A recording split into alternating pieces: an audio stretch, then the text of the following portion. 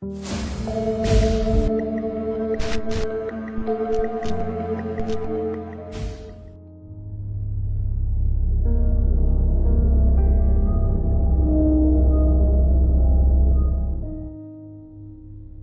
tahun 2012, di sebuah kota kecil di Jawa Tengah, hidup seorang pria bernama Rizal. Ia bekerja sebagai staf di sebuah kantor distribusi barang. Kesehariannya sederhana, bekerja dari pagi hingga sore lalu pulang ke rumah. Hidupnya nyaris tak bergejolak, bahkan bisa dibilang monoton. Namun, dari rutinitas itu, ia memiliki satu teman yang cukup dekat, Didi. Keduanya pertama kali bertemu di tempat kerja dan cepat akrab karena memiliki banyak kesamaan dan kerap saling mengisi waktu luang di sela pekerjaan. Selama berbulan-bulan, hubungan mereka semakin akrab. Rizal sudah beberapa kali berkunjung ke rumah Didi yang terletak di pinggiran kota, tepatnya di sebuah kampung yang tak begitu ia kenal. Kunjungannya selama ini selalu dilakukan di siang atau sore hari, tidak pernah lebih dari pukul 5 sore. Saat itu, kampung tempat tinggal Didi tampak biasa saja, sunyi tapi masih wajar. Tak ada kesan aneh atau mencurigakan. Hingga pada suatu akhir pekan di hari Sabtu, Rizal mulai merasa gelisah. Libur akhir pekan tanpa rencana membuatnya merasa kosong. Hari Sabtu itu, ia hanya duduk-duduk di rumah, menatap langit-langit sambil sesekali menggulir layar ponsel yang tak kunjung memberikan hiburan berarti. Hujan sempat turun sebentar, membasahi halaman rumah. Saat jam 4:30 sore, ponselnya bergetar pelan. Sebuah pesan dari Didi masuk, menanyakan apa yang Rizal lakukan. Ia membalas bahwa ia sedang bosan dan tidak ada kegiatan. Setelah itu, tanpa banyak basa-basi, Didi kembali mengirim pesan. "Kamu kesini aja, hari ini sekalian ngobrol. Aku juga lagi bosan." Rizal pun menyetujui, tapi menyebut bahwa ia baru bisa berangkat sekitar pukul 6 sore. Tak lama setelah itu, ponselnya berdering. Panggilan masuk dari Didi. Ia menjawab dan di seberang terdengar suara Didi yang agak berbeda dari biasanya. Nadanya terdengar agak ragu, seperti sedang menimbang-nimbang sesuatu. Didi bertanya pukul berapa tepatnya Rizal akan berangkat. Ketika Rizal menjawab sekitar jam 6, Didi terdiam sejenak sebelum berkata bahwa sebenarnya tidak masalah. Tapi ia bertanya apakah Rizal yakin tahu jalannya. Rizal menjawab dengan santai bahwa ia sudah beberapa kali ke rumah Didi dan merasa cukup hafal, bahkan tanpa GPS sekalipun. Namun dari nada suaranya, Rizal tahu Didi sedang menahan sesuatu. Bukan tentang jalan, tapi lebih dari itu. Mungkin semacam firasat, atau mungkin ada sesuatu yang memang sengaja tidak dikatakan. Rizal mencoba menanyakan apakah ada yang membuat Didi ragu, tapi Didi hanya tertawa kecil dan berkata, "Nggak apa-apa, cuman hati-hati aja. Jangan terlalu malam di jalan." Kata-kata itu menggantung di kepala Rizal cukup lama.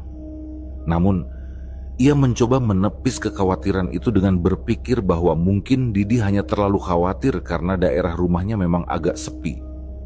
Lagi pula, niat Rizal memang hanya untuk bersantai, mengobrol, dan melepas penat.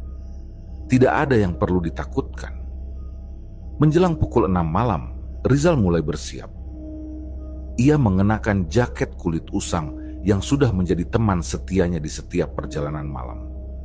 Ia memeriksa isi tas kecil yang berisi dompet dan ponsel, lalu mendorong motornya keluar dari halaman. Udara malam itu sedikit lembab. Sisa hujan tadi siang masih terasa menggantung di udara.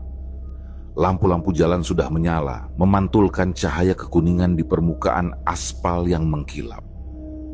Sebelum berangkat, ia sempat mengirim pesan ke Didi bahwa ia akan berangkat. Kemudian ia menyalakan motor. dan suara knalpotnya memecah keheningan kompleks perumahan yang mulai sunyi. Perjalanan dimulai. Di awal perjalanan, semuanya masih terasa biasa. Ia melewati jalan utama yang ramai, toko-toko masih buka, kendaraan lalu lalang dengan riuh klakson dan sorot lampu. Namun, setelah melewati perempatan besar dan mulai masuk ke jalan alternatif yang mengarah ke pinggiran kota, suasana perlahan berubah. Lampu jalan mulai jarang. Rumah-rumah di pinggir jalan terlihat gelap. Beberapa toko kecil sudah tutup. Jalanan mulai sepi. Hanya sesekali motor melintas dari arah berlawanan. Rizal mulai merasakan sensasi aneh, seperti sedang memasuki dimensi yang berbeda. Waktu seolah melambat, dan suasana makin mencekam. Ia sempat melirik jam di ponsel, pukul 7:30.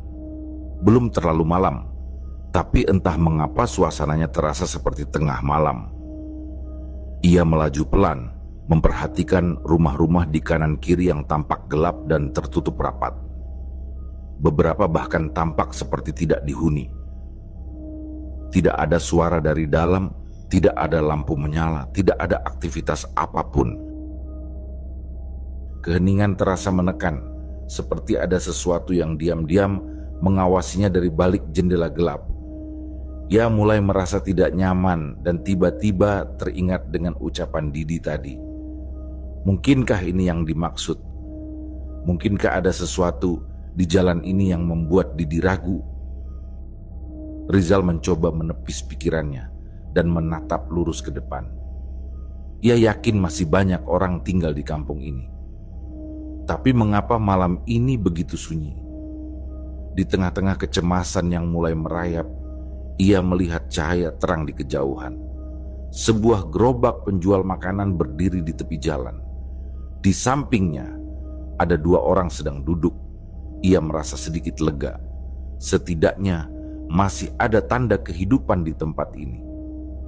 Ia melintasi mereka perlahan, lalu kembali melaju ke arah gang yang menuju rumah Didi. Tak lama, ia menemukan gerbang besi dengan tulisan besar bertuliskan nama kampung tempat Didi tinggal. Ia pun masuk ke gang itu, menandai bahwa perjalanan sudah hampir selesai, tapi ternyata masih ada sekitar 1/3 perjalanan lagi.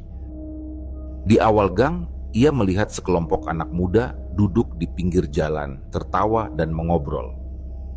Suara mereka menggema di antara rumah-rumah tua.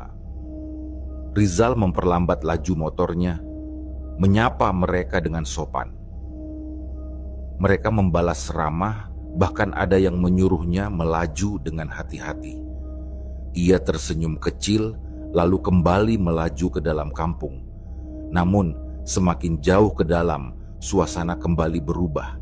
Rumah-rumah mulai tampak kosong, tidak ada suara, tidak ada cahaya, tidak ada kehidupan. Sebagian rumah terlihat lapuk dengan jendela berdebu dan pagar yang miring.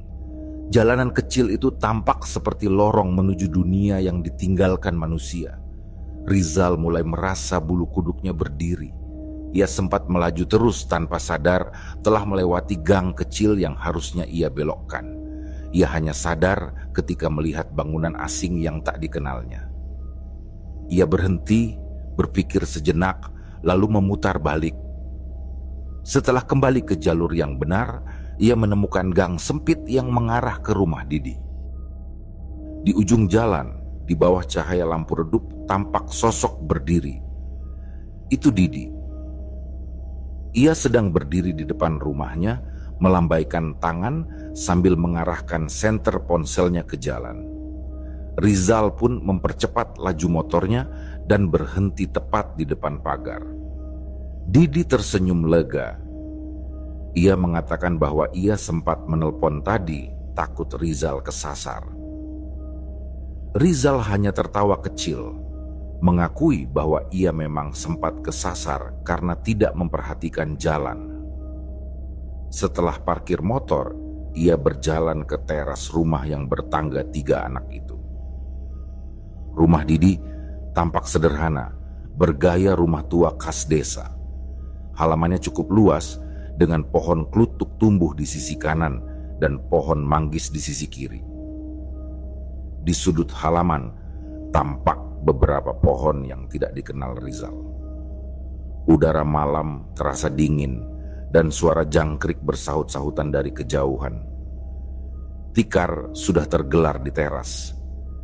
Didi masuk ke dalam rumah lalu keluar kembali sambil membawa 2 gelas teh manis hangat.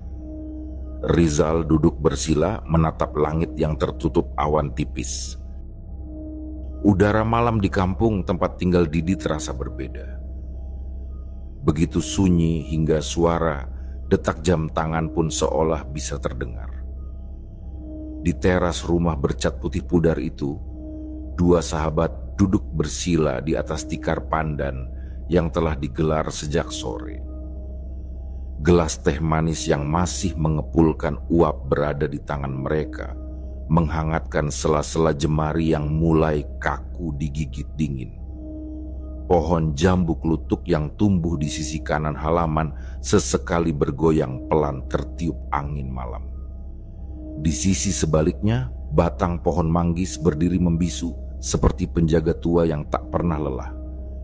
Rizal menatap sekeliling dengan tatapan kosong. Matanya masih menyisakan kegelisahan dari perjalanan yang barusan ia tempuh. Jarak tempuh sebenarnya tidak seberapa, hanya sekitar setengah jam, namun suasana jalan yang ia lewati membuat waktu terasa seperti melambat, bahkan menyusut menjadi keheningan yang pekat. Sambil menyesap teh yang mulai mendingin, Rizal mencoba mengawali percakapan. Ia menyampaikan bahwa jalur yang ia lewati tadi benar-benar terasa asing saat malam, berbeda jauh dari suasana saat siang hari. Ia juga sempat menyampaikan bahwa beberapa rumah yang ia lewati tampak seperti tidak dihuni, gelap dan sepi, bahkan tanpa suara sedikit pun. Baginya, suasana itu mengundang perasaan tidak nyaman yang tak bisa ia jelaskan dengan kata-kata. Didi hanya tersenyum kecil saat mendengarnya, namun Rizal menangkap gelagat bahwa senyum itu tidak benar-benar tulus. Tatapan mata Didi sesekali mengarah ke jalan kecil di depan rumah, seolah menyembunyikan sesuatu yang selama ini tidak pernah ia ceritakan. Setelah hening beberapa saat, Didi mulai membuka suara. Ia menjelaskan bahwa rumah-rumah yang dilewati Rizal tadi memang kebanyakan kosong, dan sebagian besar sudah tidak dihuni sejak bertahun-tahun. Banyak di antaranya ditinggal pemiliknya merantau, namun tidak sedikit pula yang ditinggalkan karena kematian. Rizal terdiam mendengar penjelasan itu. Ia mencoba mengingat kembali deretan rumah yang ia lewati. Gelap, tertutup rapat dan sunyi. Begitu sunyinya hingga suara motor miliknya sendiri seolah menggema di antara dinding-dinding rumah itu. Didi kemudian menambahkan bahwa bagian kampung yang tadi dilalui Rizal oleh warga sekitar biasa disebut sebagai kampung mati. Istilah itu memang bukan sebutan resmi, tapi sudah lama melekat dalam percakapan sehari-hari. Ia menjelaskan bahwa sebagian besar penghuni rumah-rumah di sana merupakan orang tua lanjut usia yang hidup sendirian. Ketika mereka wafat, rumah-rumah itu ditinggalkan begitu saja karena tidak ada ahli waris.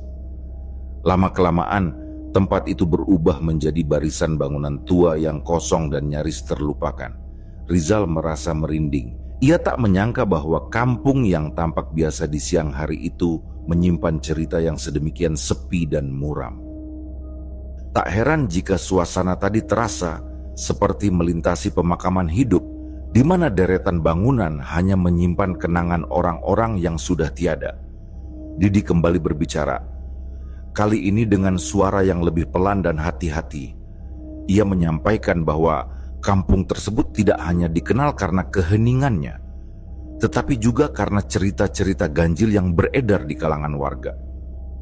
Beberapa orang menyebut pernah mengalami kejadian tak masuk akal saat melintasi jalur yang sama dengan yang dilalui Rizal. Ada yang merasa dibuntuti langkah kaki, Ada pula yang mengaku melihat sosok bayangan melintas di balik kebun. Bahkan, ada kejadian di mana seseorang seperti tersesat dan terus berputar-putar di jalur yang sama, padahal tidak jauh dari rumahnya sendiri. Didi tak bermaksud menakut-nakuti, namun menurutnya cerita-cerita seperti itu sudah menjadi semacam rahasia umum. Ia pun menyampaikan bahwa alasan dirinya sempat ragu saat mengizinkan Rizal datang malam itu sebenarnya karena khawatir Rizal mengalami hal yang sama. Namun karena tidak ingin terdengar berlebihan atau menakut-nakuti, ia memilih hanya menyampaikan peringatan secara halus saat ditelepon. Rizal, yang sebelumnya bersikap santai, mulai merasakan kegelisahan yang lebih nyata. Ia menyesap teh dengan tangan sedikit gemetar, meski tidak mudah percaya pada cerita supranatural. Namun pengalaman tadi, sunyi yang mencekam, rumah-rumah kosong, jalan yang gelap, semuanya seperti membenarkan apa yang baru saja disampaikan Didi. Suara jangkrik menjadi latar yang mengisi keheningan mereka. Di dalam rumah, terdengar suara adik Didi yang sedang berbicara. Saking sunyinya kampung itu, suara dari dalam rumah bisa terdengar hingga ke teras dengan jelas. Tidak ada suara lain, tidak ada motor lewat, tidak ada orang berjalan. Bahkan suara angin pun terasa pelan seperti menahan diri agar tidak menambah kecanggungan. Waktu perlahan menunjukkan pukul 9:30 malam. Rizal merasa tubuhnya mulai lelah. Ia hendak berpamitan untuk pulang, mengingat besok pagi ia harus mengantar ibunya ke pasar. Namun sebelum sempat mengucapkannya, Didi lebih dulu menyampaikan bahwa sebaiknya Rizal tidak pulang malam itu. Didi kemudian menjelaskan bahwa jalur keluar dari kampung itu, terutama daerah depan yang dilewati Rizal tadi, dikenal sebagai titik yang paling rawan mengalami gangguan. Bukan rawan kriminal atau begal, melainkan rawan gangguan gaib. Ia mengatakan bahwa dirinya tidak bisa memastikan apa penyebabnya, tapi sudah beberapa kali mendengar kabar tentang kejadian-kejadian aneh dari warga yang tinggal di dekat jalur tersebut. Peringatan terakhir dari Didi datang dengan suara nyaris berbisik. Ia menyampaikan bahwa jika nanti di perjalanan pulang Rizal melihat seseorang menyetop motor, siapapun itu dan dalam wujud apapun, sebaiknya Rizal tidak berhenti. Bahkan jika yang meminta tumpangan terlihat seperti perempuan muda, anak kecil, atau orang tua, lebih baik tidak digubris dan terus melaju. Rizal tidak langsung merespons. Dalam hatinya ada benturan antara logika dan firasat. Bagian dirinya yang rasional mencoba menepis cerita itu sebagai mitos kampung biasa. Namun bagian lainnya yang lebih dalam dan diam-diam percaya mulai merasakan ketegangan yang nyata. Beberapa menit kemudian ia pun berdiri, mengatakan bahwa ia tetap harus pulang malam itu. Ia merasa tak enak hati jika harus merepotkan Didi dan keluarganya. Lagi pula, jalan pulang sebenarnya tidak terlalu jauh jika ia segera berangkat. Didi hanya mengangguk pelan. Ia tidak memaksa. Sebelum Rizal berangkat, ia menyampaikan satu kalimat terakhir dengan nada serius. Kalimat yang terus terngiang di kepala Rizal bahkan saat ia sudah mengenakan helm. Bahwa tidak semua yang terlihat seperti manusia benar-benar manusia. Langkah kaki Rizal terdengar pelan dan berat saat ia meninggalkan teras rumah Didi. Malam itu, hawa dingin menyelinap di sela-sela kain jaket dan meresap hingga ke tulang. Hatinya diliputi keraguan. Meskipun telah menyatakan tekad untuk pulang, ucap peringatan Didi sebelumnya terus terngiang di kepalanya, mengusik pikiran dengan cara yang tidak menyenangkan. Kata-kata itu bukan sekadar saran biasa, lebih terdengar seperti firasat yang telah lama ditahan. Dan kini akhirnya dilepaskan pada waktu yang dirasa tepat. Didi tidak hanya mengantar hingga halaman, tapi ikut berjalan hingga ke mulut gang. Ia berdiri di sana, tubuhnya nyaris menyatu dengan bayang-bayang. Hanya tampak sedikit jelas di bawah pancaran redup lampu rumah. Rizal sempat melirik ke belakang. Sosok temannya itu tidak berkata apa-apa lagi. Hanya diam memandangi dirinya seperti ingin memastikan bahwa ia benar-benar akan pulang dengan selamat. Suara motor tua milik Rizal meraung pelan saat dinyalakan. Mesin sempat tersendat sekali, lalu hidup dengan dehaman berat yang menggema dalam keheningan malam. Ia memasukkan gigi satu dan mulai melaju pelan di jalan kecil yang diapit rumah-rumah tua. Dalam benaknya, ia terus memutar ulang ucapan Didi yang memperingatkan agar tidak berhenti jika ada yang menyetop siapapun dalam wujud apapun.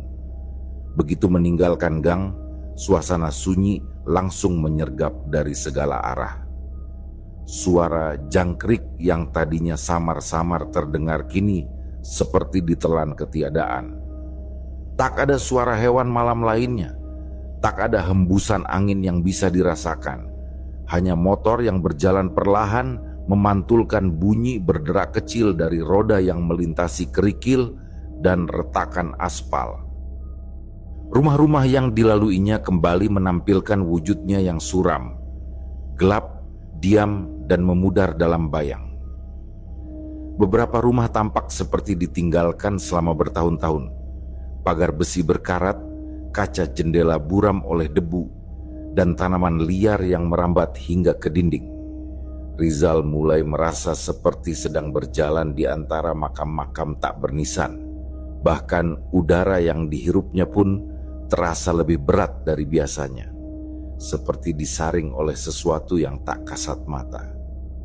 Tak lama kemudian, ia memasuki bagian kampung yang tadi disebut oleh Didi sebagai kawasan kampung mati. Kali ini ia memperhatikannya dengan lebih jeli. Ia menyadari bahwa tidak ada satupun cahaya yang menyala dari rumah-rumah itu. Bahkan tiang-tiang listrik di sepanjang jalan sebagian besar mati, menyisakan hanya beberapa titik cahaya lampu jalan yang berkedip tak stabil, kadang terang, kadang meredup, seperti nyala lilin menjelang padam. Motor terus melaju perlahan. Rizal tidak berani menambah kecepatan. Selain karena kondisi jalan yang buruk, pikirannya juga mulai diselimuti rasa cemas yang sulit dijelaskan. Ia mencoba mengatur napas, menjaga fokus ke jalan di depan, dan tidak membiarkan pikirannya berkelana ke hal-hal buruk. Tapi rasa tidak nyaman itu tumbuh makin kuat, seperti ada sesuatu yang mengintai dari balik bayang-bayang pepohonan. Saat melintasi jembatan kecil di atas aliran air sempit, ia mencium aroma anyir samar. Entah berasal dari sungai atau dari tempat lain yang tak terlihat. Ia menoleh ke kiri, tempat sungai kecil itu mengalir di balik semak dan rumpun pisang. Pohon-pohon di sana berdiri rapat, menciptakan bayangan gelap seperti lubang menuju ruang lain. Dan di sanalah, untuk pertama kalinya, ia melihatnya. Sosok perempuan itu berdiri di tepi jalan, tepat setelah jembatan dan sebelum turunan kecil. Ia berdiri mematung, tubuhnya ramping dan tinggi, mengenakan pakaian terusan yang panjang, samar warnanya dalam cahaya temaram. Rambutnya terurai panjang hingga hampir mencapai perut. Kakinya telanjang, berdiri tepat di ujung aspal yang retak. Perempuan itu mengangkat tangan pelan, memberikan isyarat untuk berhenti. Rizal sontak memelankan laju motor. Ia tidak menginjak rem sepenuhnya, hanya membiarkan motor berjalan lambat seperti sedang menimbang keputusan. Dalam benaknya terjadi pertarungan yang sengit antara rasa takut dan rasa penasaran. Sebagian dirinya berteriak untuk terus melaju, mengingatkan bahwa ini bisa saja makhluk yang tak seharusnya ditemui. Namun bagian lain mencoba mencari logika. Bagaimana jika perempuan itu benar-benar butuh bantuan? Bagaimana jika ia tersesat atau sedang dalam bahaya? Lampu motor menyorot sebagian wajah perempuan itu. Namun yang terlihat hanya bayang samar.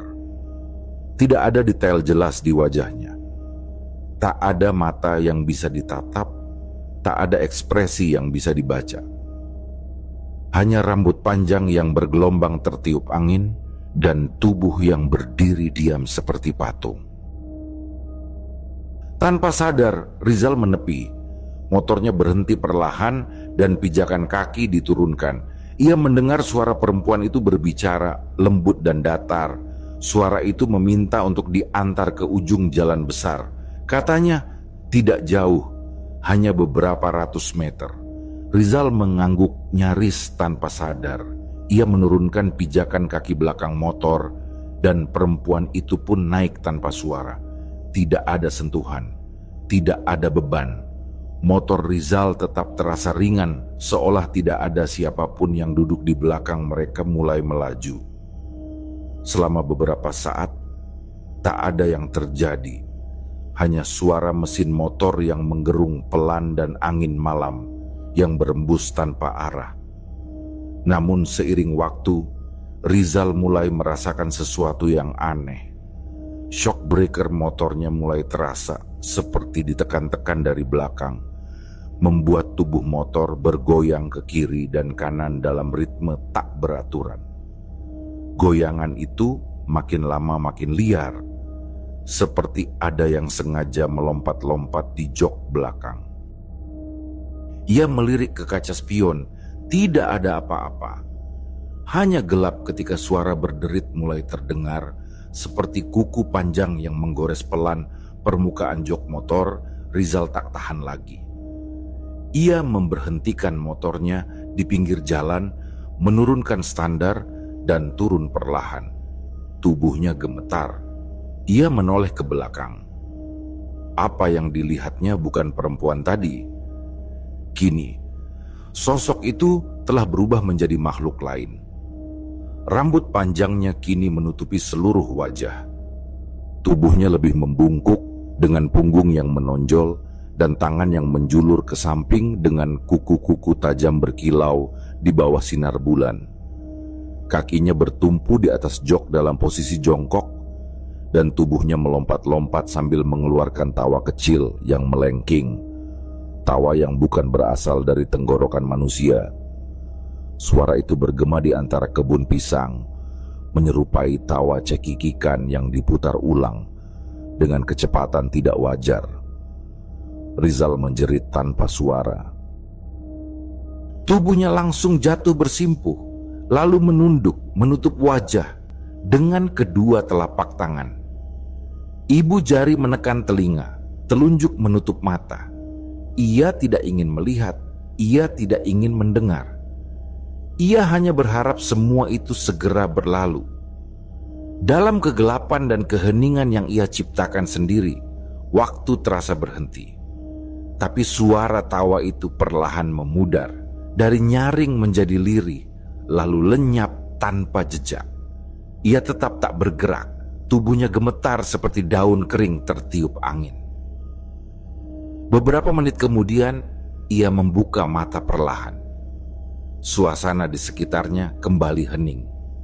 Ketika menoleh, jok motornya sudah kosong. Tidak ada siapa-siapa. Hanya dingin yang membekas di udara dan keringat yang membasahi tengkuk dan punggung. Dengan sisa tenaga, ia berdiri dan mengelap wajah. Kakinya masih gemetar saat menyalakan motor. Mesin tak langsung hidup. 2 kali percobaan gagal. Pada percobaan ketiga, mesin meraung. Ia menghela napas lega, lalu perlahan mulai melaju lagi. Kali ini ia tidak ingin menoleh ke belakang, tidak ingin peduli jika ada suara, bayangan, atau apapun yang muncul di tengah jalan. Motor tua itu kembali melaju pelan, menembus jalanan kampung yang sepi dan retak. Getarannya terasa hingga ke tulang rusuk Rizal, namun bukan hanya karena suspensinya yang aus, melainkan karena tubuhnya sendiri yang melemah. Dada sesak, punggung dingin, dan napasnya pendek-pendek seperti orang yang baru saja lolos dari tenggelam. Sejak makhluk itu menghilang dari jok belakang motornya, seluruh tenaga seolah menguap. Bahkan untuk menggenggam stang pun, kini ia harus mengerahkan konsentrasi lebih. Matanya berair, bukan karena menangis, tapi karena kelelahan yang mendadak menggerus seluruh tubuhnya. Suatu sensasi yang tak ia kenal sebelumnya, seperti sekujur tubuhnya diperas oleh tangan yang tak kasat mata. Jalan yang ia lewati tampak tak berubah dari tadi, masih sama sepinya, masih sama gelapnya.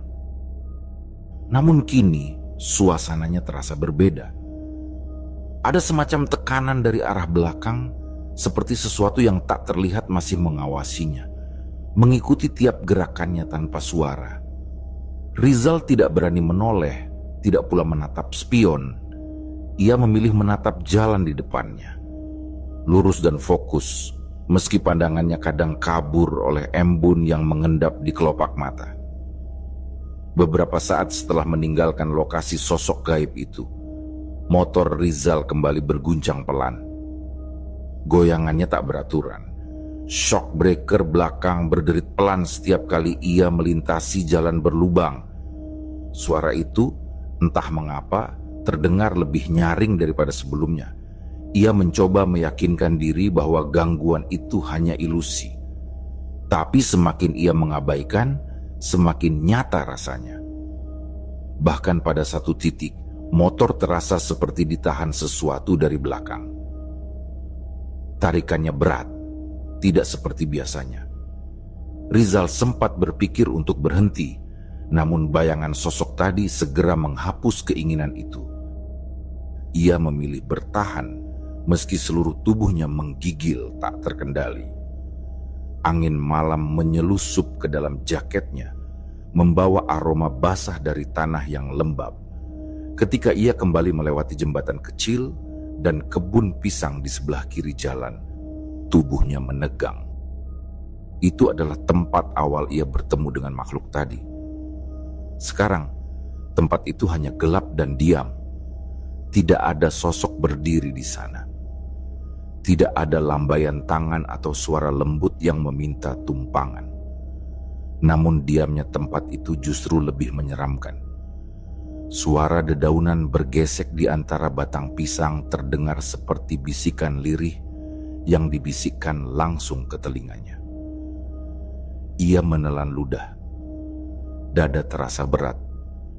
Ia menambah kecepatan motor, mencoba segera meninggalkan tempat itu, tanpa berpaling sedikit pun. Beberapa menit kemudian, ia sampai di area di mana sebelumnya ia melihat penjual makanan dengan dua pembelinya. Gerobak itu masih ada. Lampu petromak kecil di sisi kanan gerobak masih menyala, memantulkan cahaya kekuningan ke tubuh penjual yang berdiri membelakangi jalan.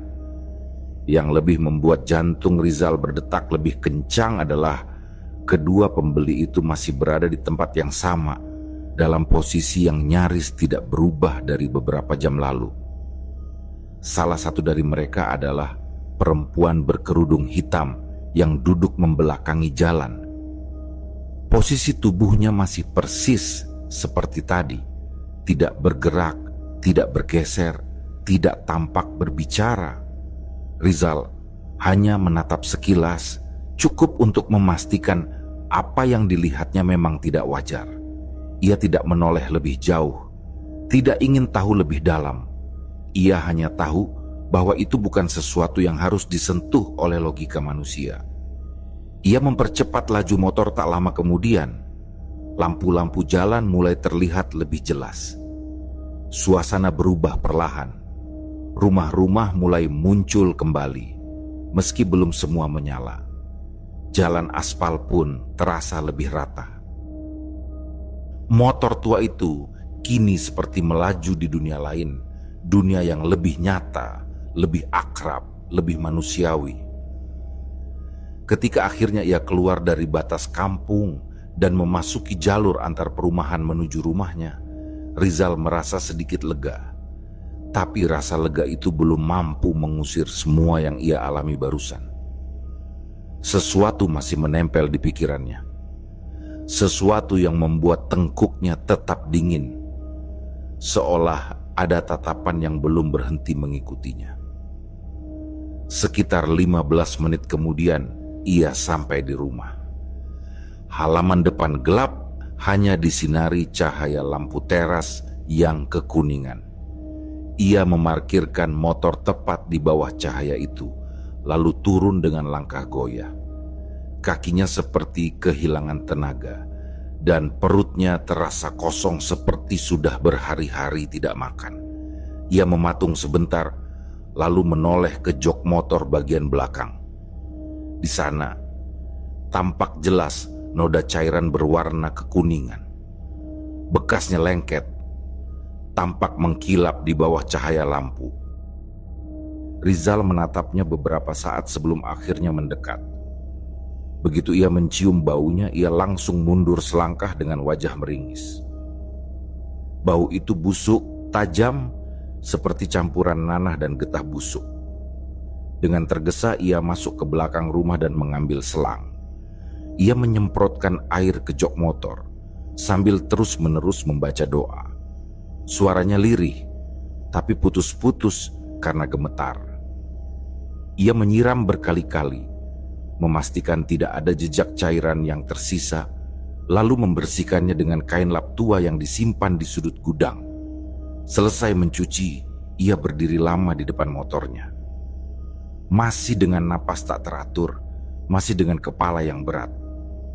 Pandangannya kosong, menatap ubin yang basah. Namun pikirannya masih tertinggal di jalan gelap kampung mati, di rimbunan pohon pisang, di jok motor yang sempat dijadikan tempat bertengger oleh sesuatu yang bukan manusia. Ia masuk ke rumah dengan langkah lesu, lalu mengunci semua pintu dan jendela. Lampu kamar ia nyalakan penuh, tirai ia rapatkan. Ia tak mau ada celah. Malam itu ia tidak langsung tidur. Ia hanya duduk di tepi ranjang, memeluk lutut dan menatap dinding kosong. Bahkan suara kipas angin pun tidak ia nyalakan, karena ia ingin mendengar dengan jelas jika ada suara lain muncul dari balik kegelapan. Dan entah pukul berapa ia akhirnya tertidur, namun tidurnya gelisah. Dalam tidur itu, tubuhnya sesekali menggigil. Ia berkeringat meski udara kamar dingin. Pagi hari datang seperti biasa. Namun di rumah Rizal, pagi itu terasa tidak biasa. Matahari mulai naik perlahan dari balik genting rumah tetangga, cahayanya menembus jendela dan menyinari lantai kamar yang dingin dan lengang. Tapi tubuh Rizal masih tergolek di ranjang, memandangi langit-langit yang kosong dengan pandangan kosong pula.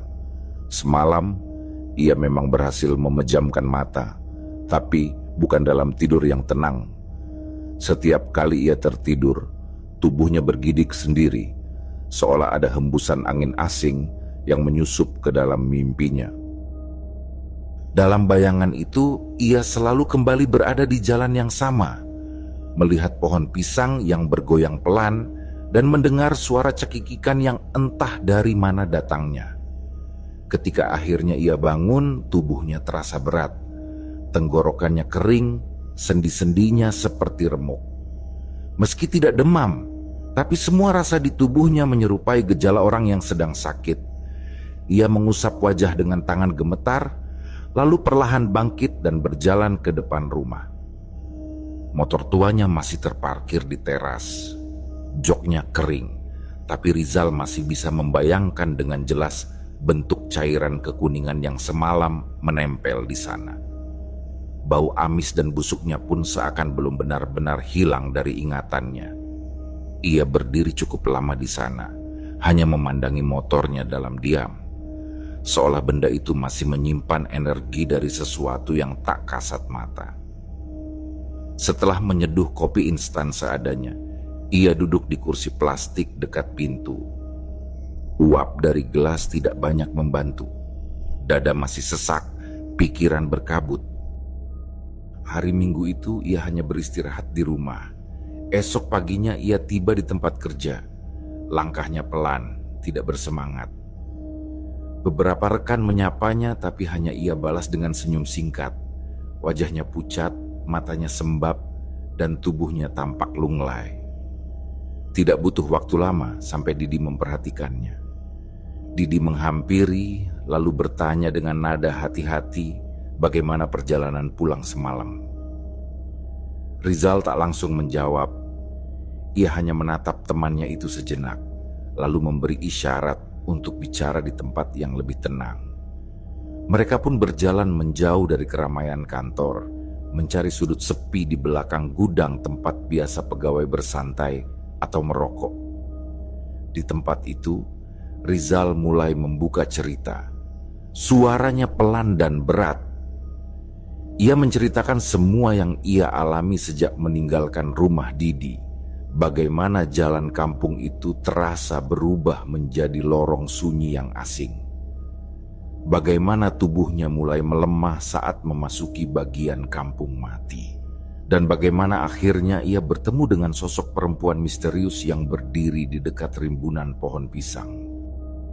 Ia menjelaskan dengan rinci bagaimana perempuan itu menghentikannya, meminta tumpangan, lalu duduk di jok belakang dengan gerakan yang terlalu halus untuk manusia biasa.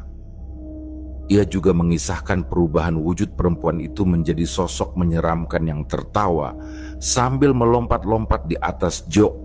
Kuku-kukunya mencengkeram pelapis jok motor, rambutnya menutupi wajah, dan tawanya menggema seperti suara yang diputar mundur. Didi hanya mendengarkan, tidak menyela. Matanya menatap tanah, sesekali mengangguk. Wajahnya menegang, bukan karena kaget, tapi karena seperti sedang menahan sesuatu yang sudah lama ia simpan sendiri. Ketika Rizal sampai pada bagian tentang cairan aneh di jok motornya, Didi akhirnya bicara pelan. Ia mengaku bahwa cerita seperti itu bukan kali pertama ia dengar. Di lingkungan tempat tinggalnya, ada beberapa warga yang juga pernah mengalami gangguan serupa. Bahkan beberapa di antaranya sempat jatuh sakit beberapa hari tanpa sebab medis yang jelas. Menurut Didi, tempat yang Rizal lewati memang dikenal memiliki semacam penunggu. Sosok perempuan itu sering muncul di dekat kebun pisang atau persimpangan jalan kecil. Ia tidak muncul setiap malam, tapi selalu kepada orang yang dianggap mudah disentuh oleh energinya. Entah karena datang di waktu yang salah, atau karena sedang membawa beban pikiran tertentu. Rizal terdiam mendengar penjelasan itu. Ia merasa tubuhnya merinding lagi, meski sudah siang dan matahari bersinar terang. Ia tidak merasa menantang siapapun semalam, tapi jika benar firasat buruk bisa menarik makhluk seperti itu mendekat, mungkin itulah penyebabnya. Mungkin ketakutan dan keraguan yang ia rasakan sejak sebelum berangkat memang telah membuka celah yang semestinya tidak terbuka. Didi mengatakan bahwa seandainya ia bisa memilih, ia akan melarang Rizal datang malam itu. Namun ia juga mengaku bahwa peringatan halusnya semalam bukan tanpa maksud. Ia tahu kampungnya tidak aman untuk orang luar di malam hari, apalagi yang datang sendirian dan tidak mengenal betul seluk-beluk wilayah itu. Setelah obrolan mereka usai, cerita itu tidak berhenti di sana. Beberapa hari kemudian, rekan kerja lain mulai mendengar potongan kisah itu, entah dari Rizal sendiri atau dari Didi yang tak sengaja membocorkannya. Dalam waktu singkat, cerita tentang Rizal dan perempuan penumpang tak dikenal menyebar di antara pegawai kantor. Ada yang mendengarnya sambil tertawa tidak percaya, dan ada pula yang diam-diam merinding. Beberapa rekan mulai bertanya langsung kepada Rizal, dan ia menceritakan ulang pengalamannya dengan gaya yang pelan dan terbata-bata. Setiap kali mengulang kisah itu, tubuhnya seperti kembali merasa dingin. Yang lebih mengganggu, sejak malam itu, Rizal sering terbangun di tengah malam karena suara-suara samar. Kadang seperti langkah pelan di luar jendela, kadang seperti tawa yang tertahan. Dalam mimpinya, jalan kampung itu masih sering muncul, gelap, sunyi dan panjang. Ia bermimpi kembali bertemu sosok itu. Kadang sosoknya berdiri, kadang duduk, kadang justru berdiri di depan rumahnya, memandangi jendela dengan rambut menutupi wajah dan senyum yang samar. Sejak malam itu, hidup Rizal tidak lagi berjalan dalam ritme yang sama. Meski hari terus berganti dan rutinitas pekerjaan tetap berlangsung seperti biasa, namun ada sesuatu yang bergeser dalam dirinya, sesuatu yang tak kasat mata, namun terasa nyata. Motor tuanya masih digunakan, tapi tidak tanpa ritual yang ia lakukan terlebih dahulu. Setiap kali hendak berangkat, Rizal menyempatkan diri untuk menyiram jok dengan air doa, lalu menepuk bagian belakangnya pelan. Ia tidak tahu apakah langkah itu cukup untuk menjaga dirinya, tapi setidaknya memberi sedikit rasa tenang di tengah kekhawatiran yang belum hilang. Ada satu hal yang terus ia renungkan sejak kejadian itu. Mengapa dirinya? Mengapa ia yang mengalami, bukan orang lain? Dan semakin lama ia berpikir, semakin ia sadar bahwa segala sesuatu yang terjadi malam itu sudah seperti dirancang oleh takdir. Firasat buruk yang muncul sebelum berangkat, peringatan samar dari Didi, jalan yang sepi namun seolah mengarahkan langkahnya, dan keputusan impulsif saat menghentikan motor di dekat rimbunan pisang, semuanya seperti satu rangkaian peristiwa yang sudah digariskan. Yang membuatnya ngeri adalah betapa tipisnya batas antara kehendak pribadi dan dorongan dari luar yang tak ia pahami. Ia masih ingat betul, saat perempuan itu melambaikan tangan, ada bagian dari dirinya yang ingin segera tancap gas dan pergi.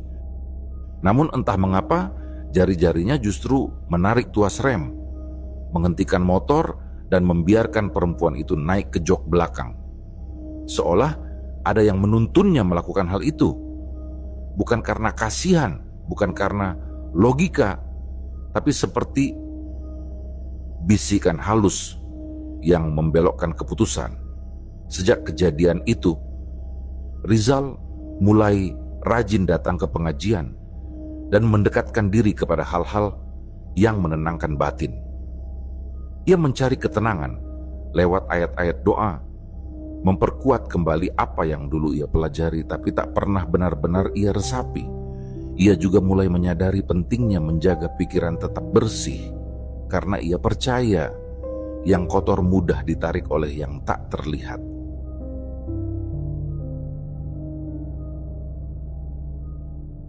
Demikianlah kisah yang kami bawakan ini. Semoga kisah ini dapat menghibur teman-teman semua dan diharapkan cerita ini bisa bermanfaat. Baiklah, terima kasih untuk teman-teman yang telah mendengarkan cerita ini dan juga yang telah mendukung channel ini. Semoga kebaikan yang dilakukan teman-teman dibalas oleh Allah Subhanahu wa Ta'ala dengan hal-hal yang lebih baik dan lebih bermanfaat dalam kehidupan. Saya mohon maaf apabila ada kesalahan dalam perkataan ataupun pengucapan dalam menceritakan kisah ini. Sampai jumpa lagi di kisah kami berikutnya. Semoga sehat dan sukses selalu untuk kita semua.